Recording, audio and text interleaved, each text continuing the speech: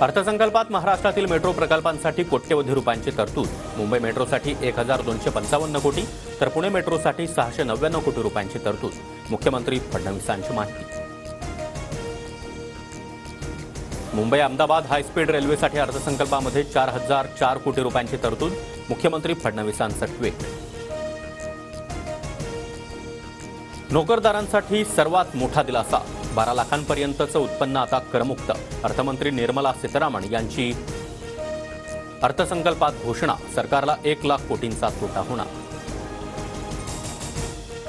भारतीयांचं स्वप्न पूर्ण करणारा अर्थसंकल्प. आजचा अर्थसंकल्प गुंतवणूक आणि बचत वाढवणारा. पंतप्रधान नरेंद्र मोदींकडून अर्थसंकल्पाचं कौतुक. आजच्या अर्थसंकल्पामध्ये पोकळ घोषणा.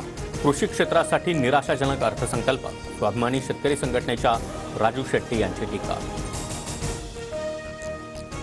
दिल्ली महाराष्ट्राला गृहीत धरतं हे आजच्या अर्थसंकल्पातून स्पष्ट.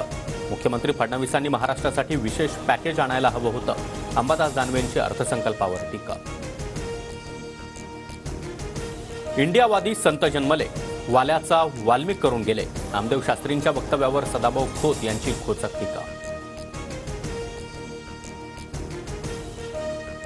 बीडचे जिल्हा शल्य चिकित्सक डॉक्टर अशोक थोरात यांनी धनंजय देशमुख यांची भेट घेतली.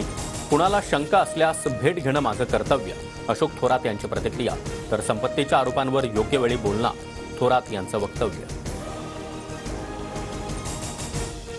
येवल्यात अवैध धंद्यांवरून छगन भुजबळ आक्रमक. तालुक्यामध्ये शांतता राहिली पाहिजे. भुजबळांकडून पोलीस अधिकाऱ्यांची कान उघडणी.